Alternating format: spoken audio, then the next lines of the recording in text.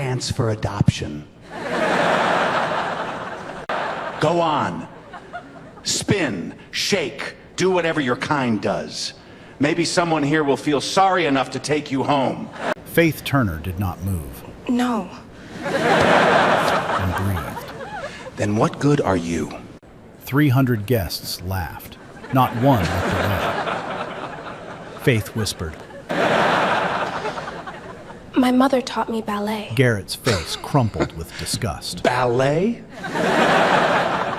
A black orphan from a Harlem shelter doing ballet? Now that is the funniest thing I have heard all year. But before this night was over, his own ballet master would kneel before this girl, and Garrett Hollowell would never laugh again. Man, laughing at someone's dream like that is cruel. Let's get into it. The grand ballroom of the Plaza Hotel dripped with money. Crystal chandeliers threw light across 300 powdered faces. Gold columns framed a stage draped in white silk. Silver trays floated between tables carrying champagne that cost more per glass than Faith Turner had eaten in a week. This was a child's dream. Garrett Hollowell's annual charity gala. $50,000 per table. Manhattan's richest families gathered in black tie, pretending for one evening that orphans mattered. The program was elegant in its cruelty. 12 children from St. Amelia's orphanage in Harlem had been scrubbed clean and dressed in new clothes that would be collected at the door when the night ended. Each child wore a cardboard sign around their neck. Name, age, one hobby. Like items at a silent auction nobody intended to bid on. Faith Turner's sign read, Faith, 17, likes reading. The word ballet had been there first. Brenda Hollins, the orphanage director, scratched it out with a ballpoint pen. Ballet would give the wrong impression. Low expectations meant fewer disappointments. Faith stood last in line. 17. Tall, thin, dark skin catching chandelier light that nobody in the room thought was meant for her. Gray second-hand dress loose at the shoulders. Hair pulled into a tight bun, not because the gala required it, but because Lorraine Turner had always worn hers that way. Lorraine, Faith's mother, dead 9 years. In her left hand, Faith carried a faded canvas bag. Inside was a pair of block heritage point shoes, satin gone gray, toe box cracked, ribbons fraying. Inside the left shoe, in fading black ink, 8 words. Dance with your spine, not your feet. L.T. Lorraine Turner had been a dancer. Not the kind whose name appeared at Lincoln Center. The kind who taught neighborhood children for $8 an hour above a laundromat on 125th Street. The kind whose body could silence any stage in the world but never got the chance. She tried once. At 19, Lorraine auditioned for a prestigious academy in London. She danced flawlessly. The academy's young director watched without blinking. He knew what he was seeing. The word was not gifted. The word was rare. But the funding board looked at Lorraine's skin and said she was not the right image. The young director said nothing. He let her walk out. Lorraine flew home to Harlem and never auditioned again. She taught Faith instead. Every day from age 4 to age 8. 5 positions.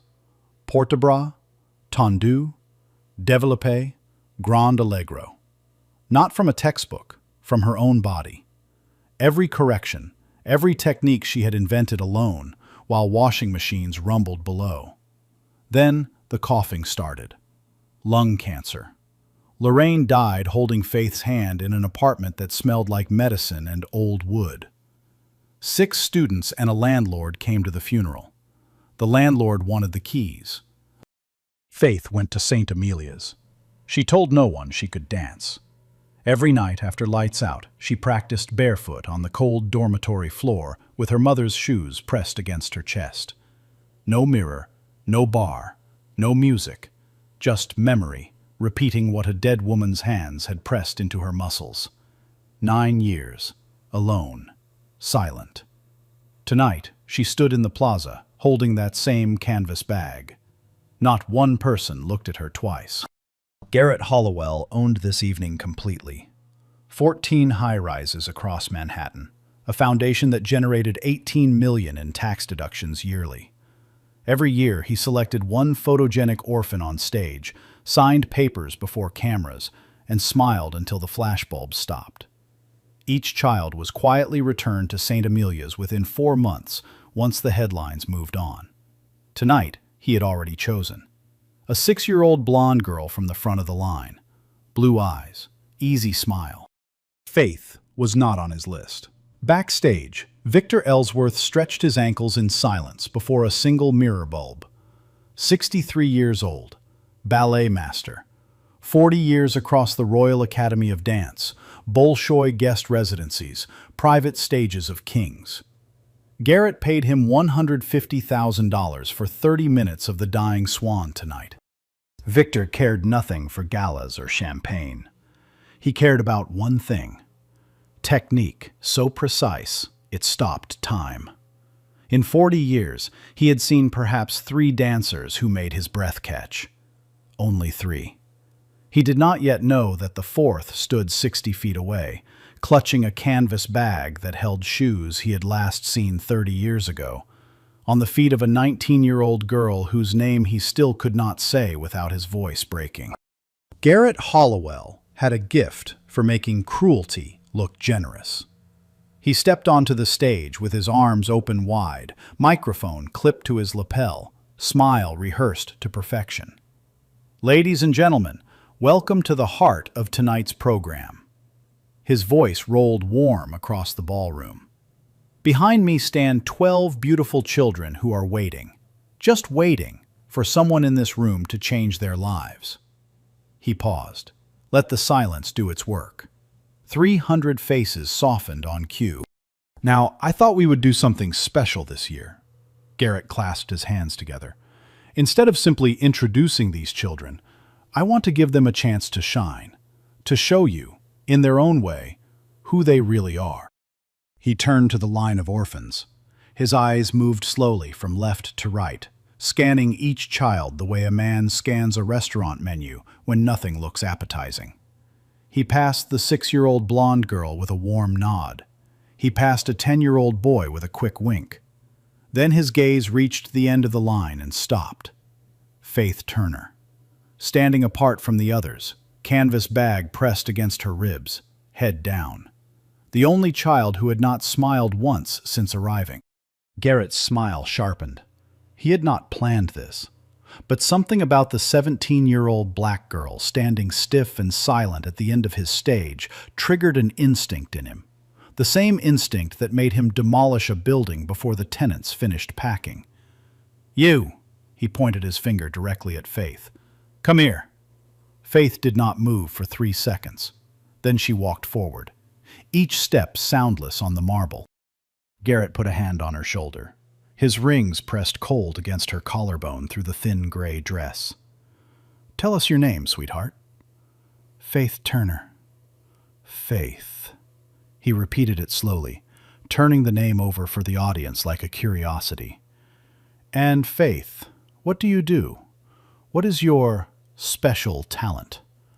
The ballroom waited. Faith's throat moved once. Then she said it. "I dance ballet." Garrett blinked.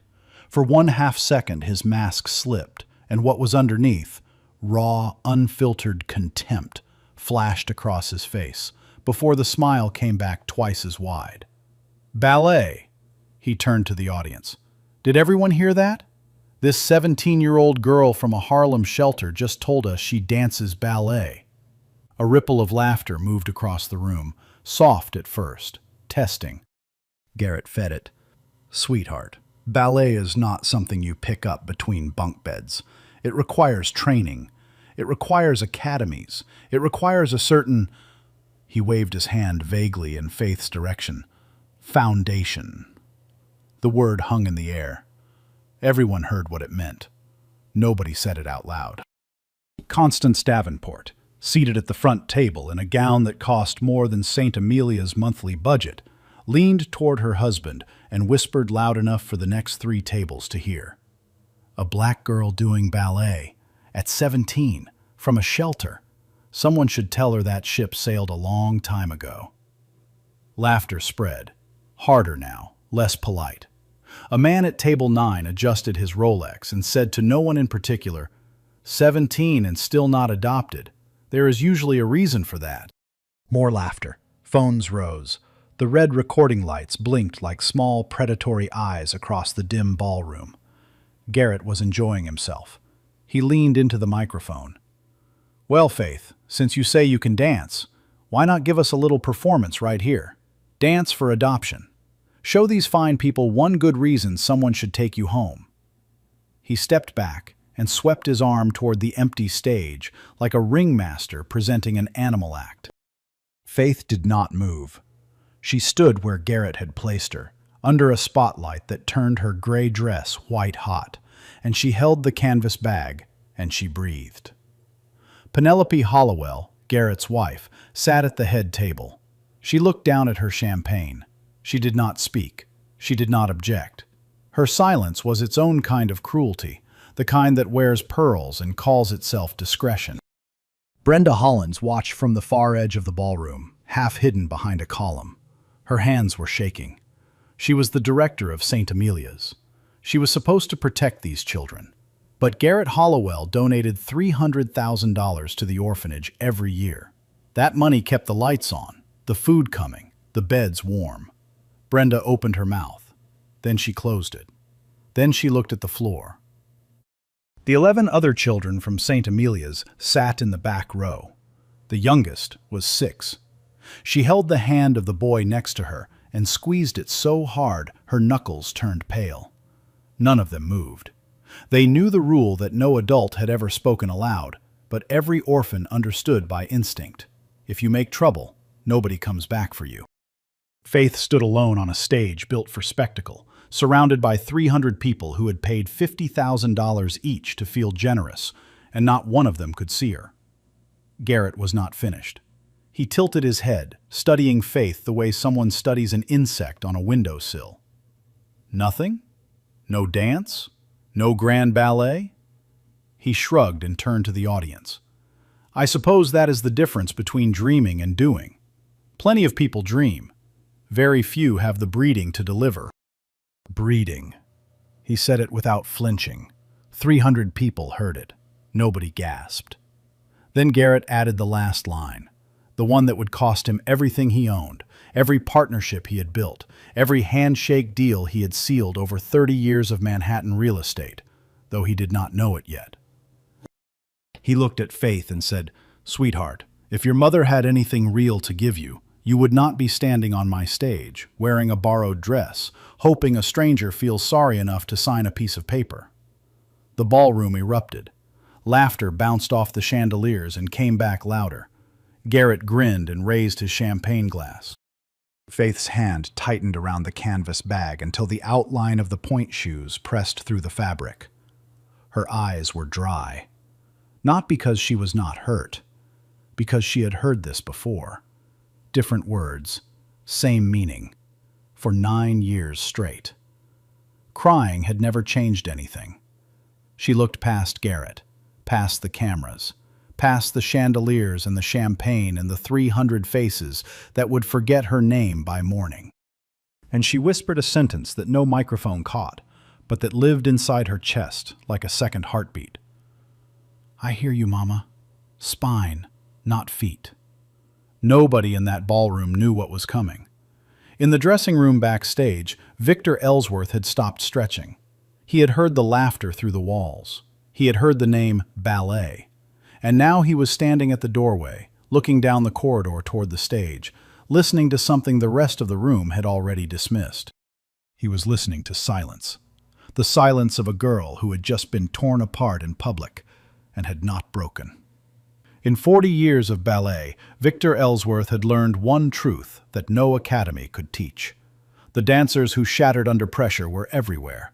The ones who went quiet, perfectly, dangerously quiet, were the ones who could change the world.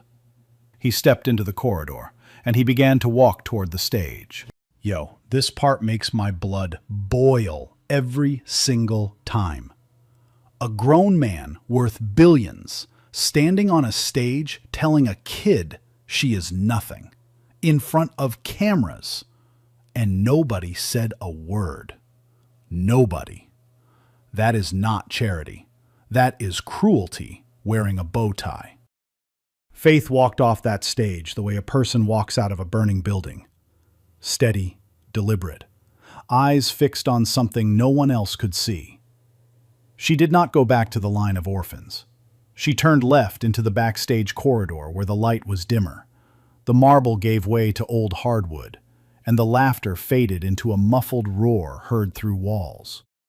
She sat on the floor, back against the wall, canvas bag in her lap. Her hands were shaking, not from fear, but from rage held so tightly it had nowhere to go except her fingers.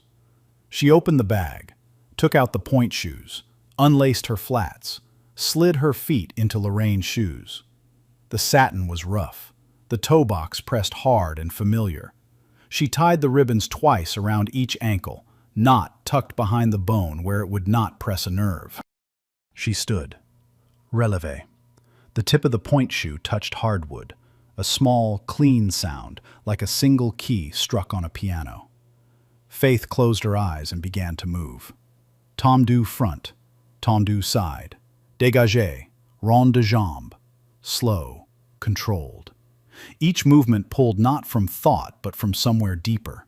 9 years of repetition in the dark, muscle remembering what the mind tried to forget. She did not know anyone was watching. Victor Ellsworth stood at the far end of the corridor. He had come to investigate the silence after the laughter. What he found was sound, the faint rhythmic tap of point shoes on wood that told him, before he even saw the dancer, that whoever was moving knew exactly what they were doing. He stepped closer, kept to the shadows. Faith transitioned into développé à la seconde. Her working leg unfolded from the knee, extending outward past 90 degrees, past 100, past 120. She held it there, no tremor, no grip in her jaw, as though gravity had agreed to wait. Victor stopped breathing. He had trained dancers at the Royal Academy who could not hold développé above 100 degrees without shaking. This girl held 120 like resting position. But that was not what made his hands go cold. It was her wrists. At the end of each port de bras, they turned slightly inward. The pinky finger curled just enough to soften the line into something organic. When she shifted weight between positions, the transfer happened half a beat earlier than standard technique. Not a mistake, a system. Victor had seen this system once before, 30 years ago. A 19-year-old girl walked into his London audition studio with no training record and no matching shoes. She danced for 4 minutes and did something Victor had never encountered. She moved as though she had reinvented ballet from scratch, arrived at the same conclusions as 3 centuries of tradition, then added something entirely her own. He had asked, "Who taught you this?"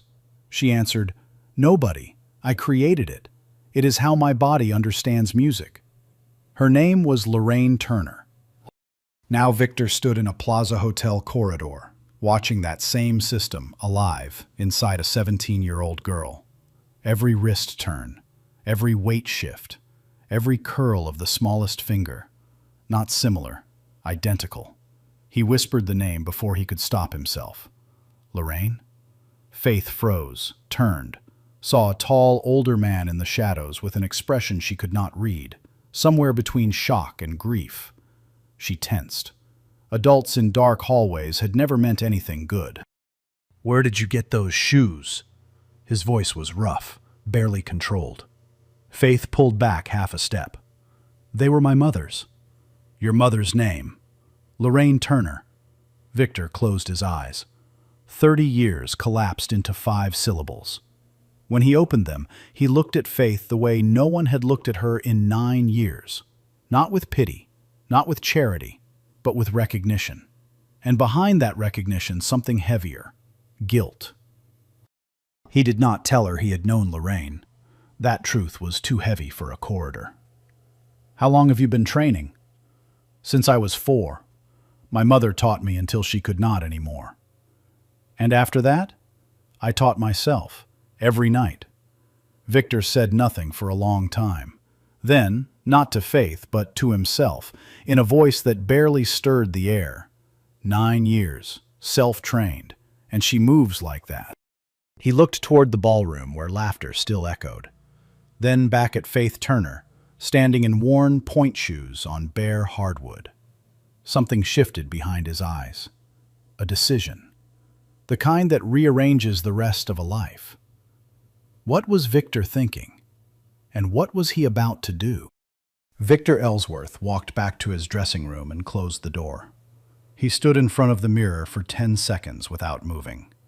Then he picked up his phone and called his stage assistant. "Change the program. I am not performing the Dying Swan solo tonight." The assistant's voice cracked. "Mr. Ellsworth, the program is printed. Mr. Hollowell personally approved." "Tell Hollowell his program just changed." Victor opened his wardrobe and pulled out a second pair of point shoes, new, unworn, size 6. He always carried spare shoes in 3 sizes. Preparation was not a habit for Victor. It was a religion. "And bring me a chair. I need to conduct an evaluation on stage." An evaluation? Of whom? The girl he just humiliated. Silence on the line. Then, "Sir, Mr. Hollowell will not allow." "Mr. Hollowell can watch. Or Mr. Hollowell can leave. I do not particularly care which." Victor hung up. He looked at himself in the mirror one more time. 63 years old, 40 years of career, thousands of dancers trained, hundreds rejected, 3 remembered. He had built his reputation on never bending, never compromising, never letting sentiment interfere with judgment. But 30 years ago, he had bent. He had let a funding board overrule his eyes.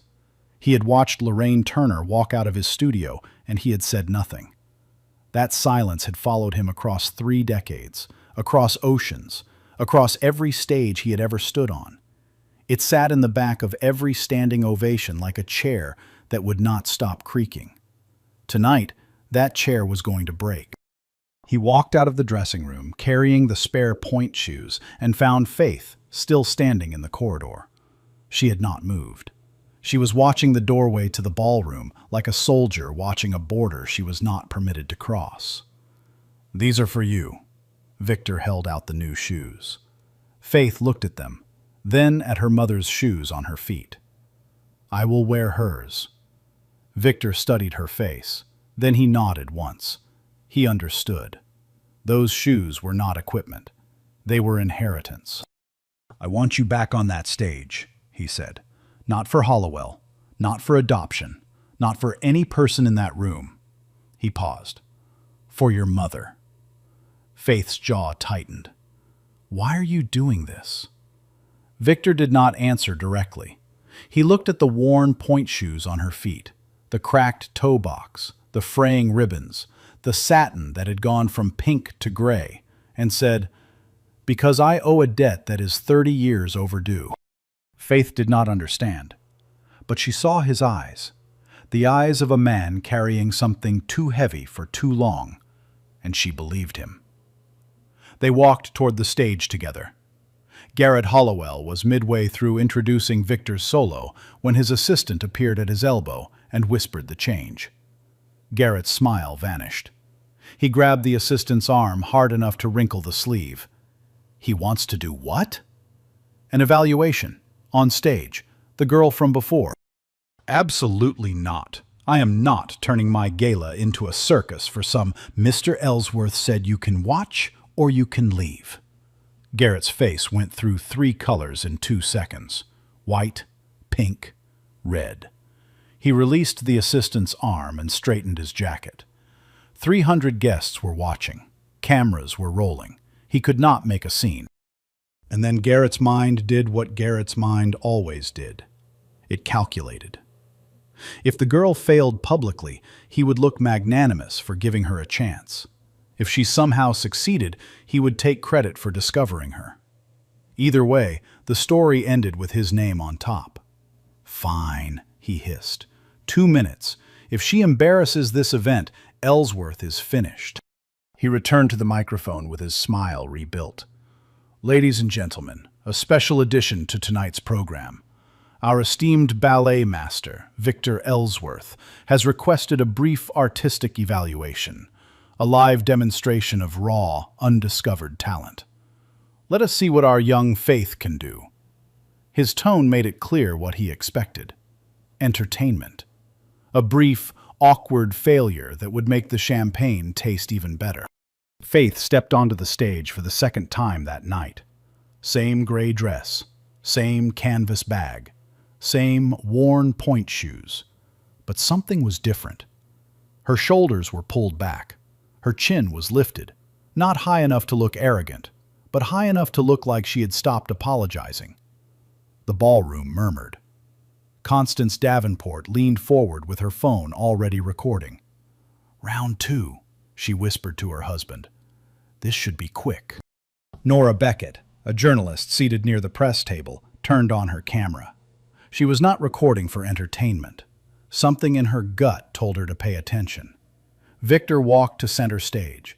He did not introduce himself, did not smile, did not explain. He stood 5 feet from Faith, looked directly into her eyes, and said one word. "Tendu."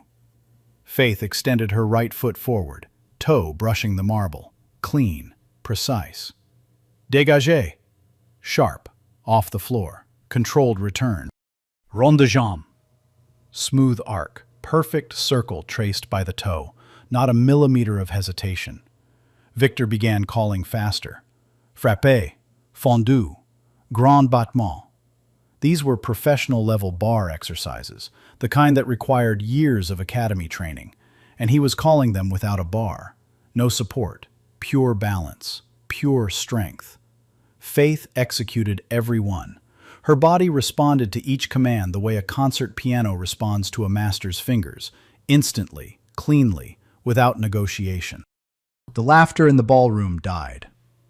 Not all at once. It bled out slowly, table by table, as 300 pairs of eyes began to register what they were seeing. This was not a shelter girl pretending. This was technique. Garrett uncrossed his legs, his smile thinned. Victor called the final exercise in the sequence. Cambray back. Faith arched her spine backward, deep, slow, impossibly controlled, her arms floating above her like water rising. She held the full extension for 3 seconds. Then she returned to vertical without using her hands, without a single visible effort. Victor's expression did not change, but his right hand, the hand that had dismissed 10,000 imperfect dancers over 40 years, closed slowly into a fist at his side.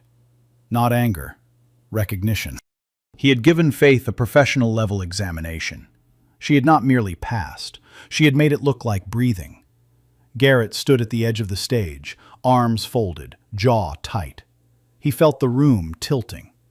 300 people who had been laughing 5 minutes ago were now staring at the orphan girl with something he had never seen directed at anyone but himself in this ballroom.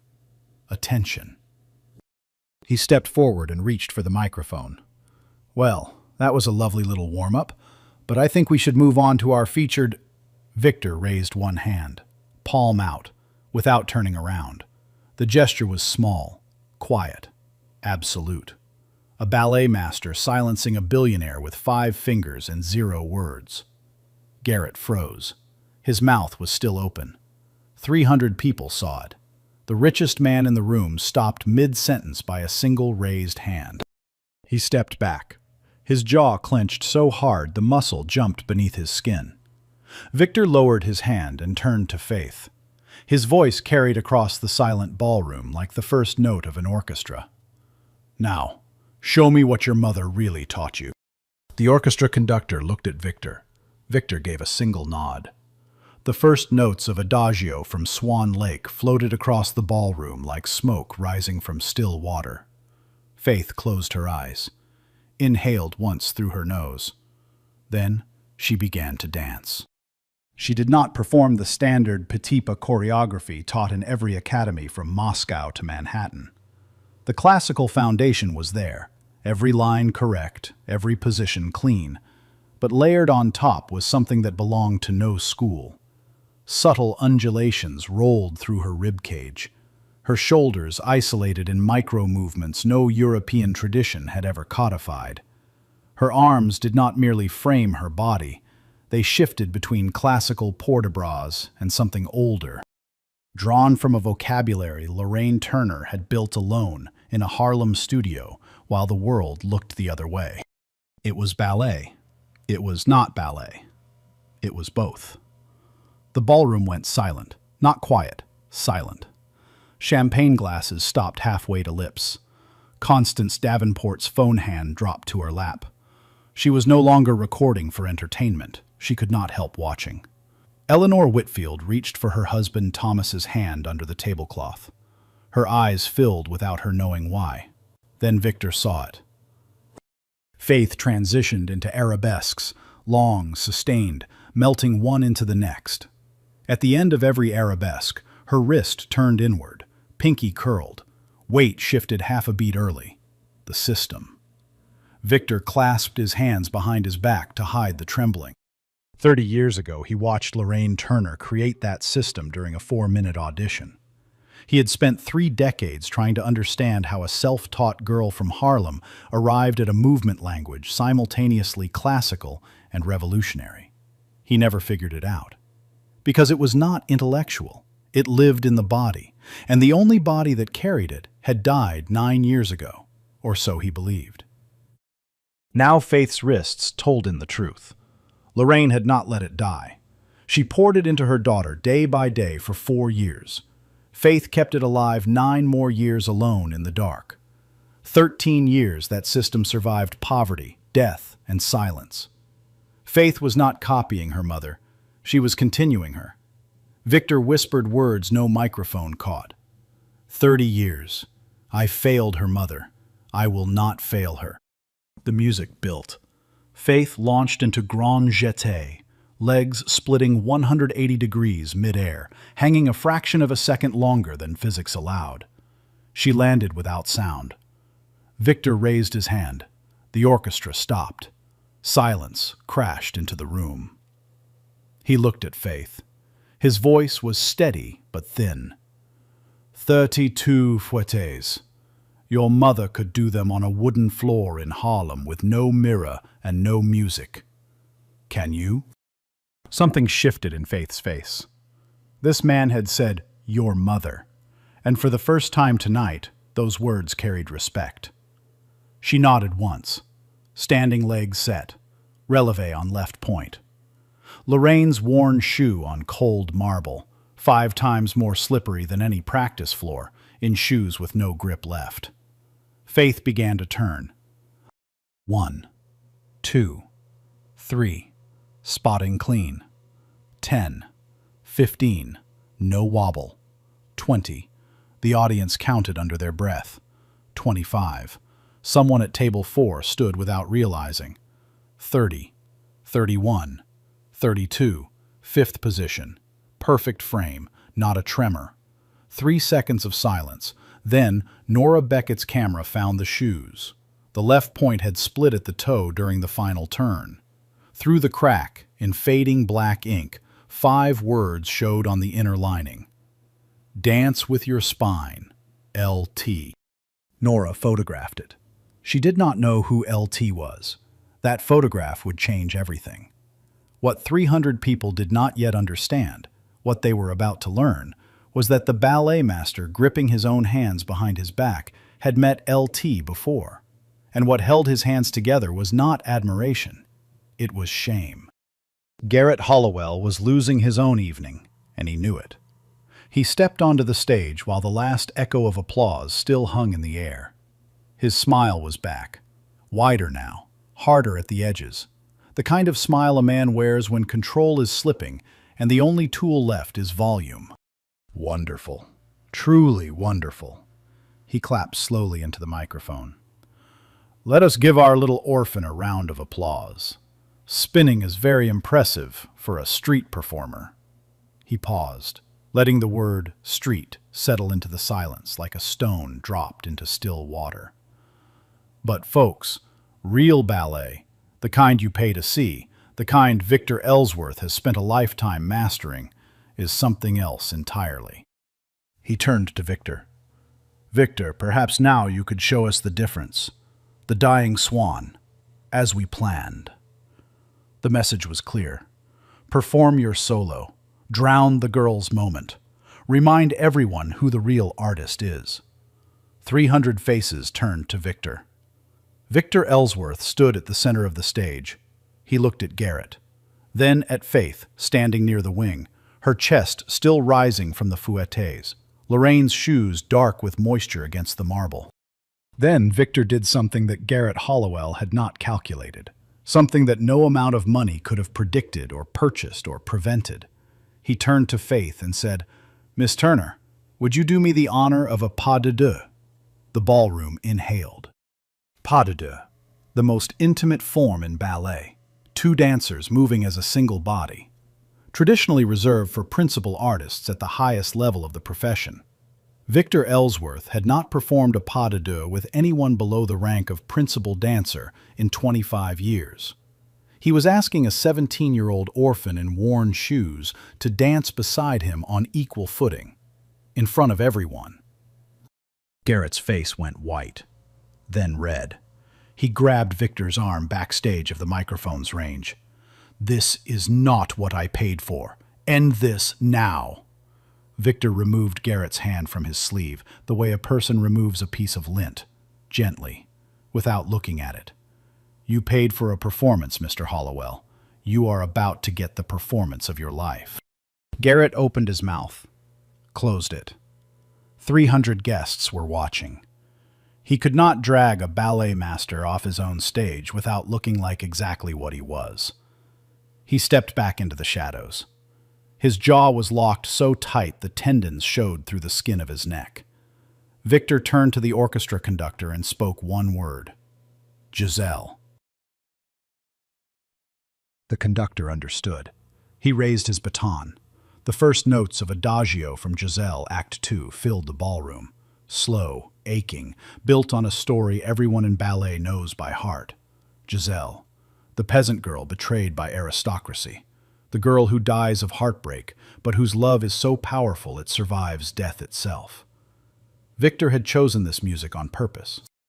He extended his hand to Faith. She looked at it. At the palm open and steady. At the fingers that had trained thousands of dancers and dismissed hundreds and remembered only 3. She took his hand. Her grip was light.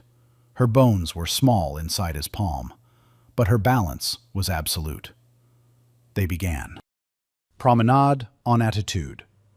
Victor held Faith's hand as she rose onto full point and turned slowly, her working leg extended behind her at 90 degrees. The rotation was seamless, not mechanical, not forced, like a compass needle finding north. 300 people watched a 63-year-old master and a 17-year-old orphan move as though they had rehearsed for months. They had never rehearsed. Not once. Not 1 minute. Faith read Victor's body the way she read music, instinctively, half a beat ahead, anticipating where his weight would go before it went there. And Victor, who had partnered with the finest ballerinas of 3 generations, felt something he had not felt in decades. He was not leading. She was. Supported Adagio. Victor lifted Faith into a fish dive, her body arching backward toward the floor, spine curved like a drawn bow, arms trailing above her like water falling upward. He held her 3 inches from the marble. The audience saw her hair nearly brush the stone. Then he raised her back to vertical in one fluid motion. No strain, no shake, as if gravity had taken the night off. Eleanor Whitfield was crying openly now. She did not wipe her eyes. Thomas held her hand with both of his. The music shifted. The coda began. Faster, urgent, demanding explosive technique. Faith responded. Grand jeté across the full width of the stage, legs splitting in the air, each jump higher than the last. She covered the distance in 4 leaps that made the audience gasp on every landing. Victor matched her energy with tours en l'air and cabrioles that defied his 63 years. He was not performing for Garrett anymore. He was not performing for the audience. He was dancing with the ghost of a woman he had failed, alive inside her daughter's body. Then it happened. Faith launched into a grand pas de chat through Victor's arms, a move seen only at Bolshoi-level performances, requiring absolute synchronization between two dancers. She passed through the space between his hands with her legs folded beneath her, arms overhead, back arched, clearing his frame by less than 2 inches. They had never rehearsed this. It should not have worked. But Faith was dancing choreography she knew by heart, choreography her mother had taught her in a Harlem apartment. And Victor recognized it. Every step, every transition, every breath mark. This was the variation he had composed 30 years ago for Lorraine Turner's audition. The piece he never published. The piece only Lorraine had ever seen.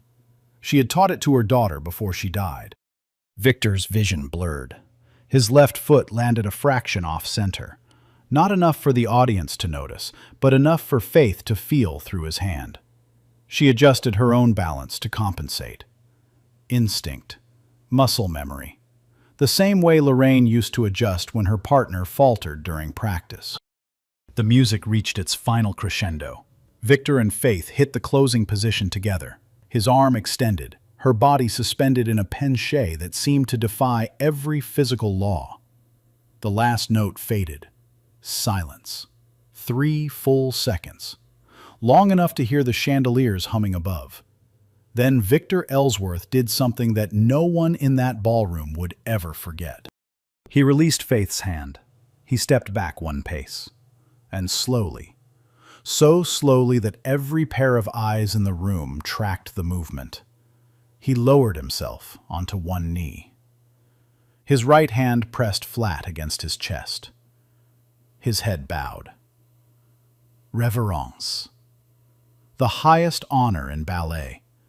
The gesture of absolute respect from master to artist. In the entire recorded history of classical ballet, the number of times a ballet master has knelt before a student could be counted on 1 hand. Victor spoke. The microphone caught every word. I once turned away the most gifted dancer I had ever seen. I turned her away because the world told me she did not belong. Because a board of men in gray suits decided that her skin was not the right image for their academy. His voice cracked on the word image, but he kept going. Her name was Lorraine Turner. She was your mother, and I have spent 30 years carrying the shame of my silence. He looked up at Faith. His eyes were wet. His voice dropped to something barely above a whisper that the microphone still caught. I cannot give your mother back the career that was stolen from her, but I kneel before her art tonight because it did not die. You kept it alive, and it is the most extraordinary thing I have witnessed in 40 years. Faith stood above him. For the first time that night, the first time in 9 years, tears came. Not the tears of humiliation, not the tears of a girl begging to be chosen. The tears of a daughter hearing her dead mother's name spoken with reverence on a stage that Lorraine Turner was never allowed to stand on. Faith knelt down to Victor's level.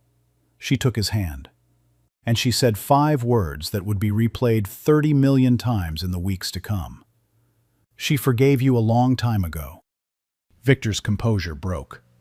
A single sound escaped him. Not a word, just a breath that carried 30 years of weight. Faith continued, her voice clear and steady. She told me ballet is not about who lets you in. It is about what you leave behind. 3 seconds of silence. Then a chair scraped. 1 person stood. Then another. Then 10. Then 50. Then every single person in that ballroom was on their feet. Standing ovation. 300 people. The sound hit the chandeliers and came back down like thunder. Garrett Hollowell stood at the edge of the stage. His face was gray. His hands hung at his sides. He understood with perfect, terrible clarity that the evening, his gala, his name, his empire of charity and cameras and tax deductions, no longer belonged to him. Every camera in the room was pointed at a 17-year-old black orphan in worn shoes and a 63-year-old man on his knees. Nora Beckett's camera caught Garrett's face in that moment. Mouth open, eyes empty. The expression of a man watching his own relevance leave the room. She kept the camera on him for 6 full seconds. That footage would matter later. Then a voice cut through the ovation. Nora Beckett, microphone in hand, standing 3 rows from the stage. "Mr. Hollowell, 20 minutes ago you told this girl to dance for adoption. You told her that her mother had nothing worth passing down. Would you care to comment on that for our viewers?" Garrett opened his mouth. Nothing came out. The live stream captured every second. If this moment moved you, if you felt something watching a girl in borrowed shoes make a ballet master bow, share this story. Drop a comment. Tell me what you would have said to Garrett Hollowell if you had been standing in that room. Because this story is not over yet. And what happened to Garrett next was worse than anything that stage could hold. The ovation lasted 4 full minutes. Faith stood at center stage, with Victor still on one knee beside her. She did not bow. She did not wave. She held her mother's worn point shoes against her chest and let the sound wash over her like rain after a drought. When the applause faded, Victor rose and walked Faith to the backstage corridor, the same hallway where he had found her dancing alone 30 minutes earlier. Same hardwood, same dim light, but everything had changed. Victor spoke first. No authority, no performance, just a man confessing. 30 years ago, your mother auditioned for my academy. She was 19. She danced for 4 minutes. I saw something I had never seen before and have not seen since, until tonight. Faith listened without interrupting. The funding board refused her. They said she was not the right image. His jaw tightened. I knew they were wrong. I knew she was the most gifted dancer in the room, and I said nothing. I let her walk out. He looked at the worn shoes in Faith's hands. I cannot undo what I did to your mother, but I can make sure the world never does it to you. Victor removed a folded letter from his jacket. Cream stationery, the Royal Academy of Dance crest embossed at the top. Full scholarship, funded from his personal savings. No connection to Garrett Hollowell or any charity gala. A man paying a debt with everything he had left. Faith read the letter twice. Her fingers trembled on the paper. Then a voice came from behind them, soft, unsteady. I did not come here tonight to adopt a dancer. Eleanor Whitfield stood in the corridor doorway, Thomas beside her, eyes red, voice raw. I watched you stand on that stage alone and refuse to break. I do not want a performer. I want to be the family of the girl who held her mother's shoes and kept her spine straight.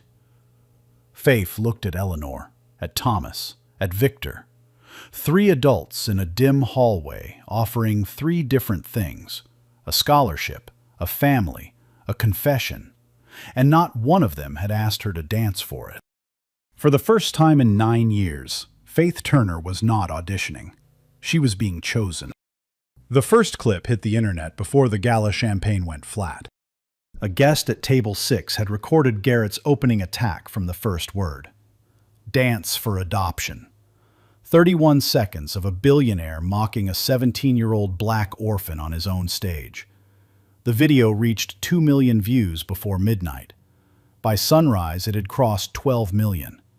By the following evening, 28 million people had watched Garrett Hollowell tell a motherless girl that she had nothing worth keeping. The second clip traveled even faster. Victor Ellsworth, ballet master, 40 years of career, trained by the Royal Academy, lowering himself onto one knee before a teenage girl in worn point shoes. The bow, the internet called it. 20 million views in 48 hours, 35 million by the end of the week. The hashtag wrote itself. Hashtag Dance for Adoption. It trended in the United States for 3 consecutive days. Then it went global. But it was the photograph that broke everything open. Nora Beckett's close-up of the split point shoe, cracked satin, frayed ribbon, and 5 words in fading black ink visible through the tear. Dance with your spine. LT. That image was shared 4 million times in 72 hours. People printed it on T-shirts. Tattoo artists reported clients bringing it in as a reference.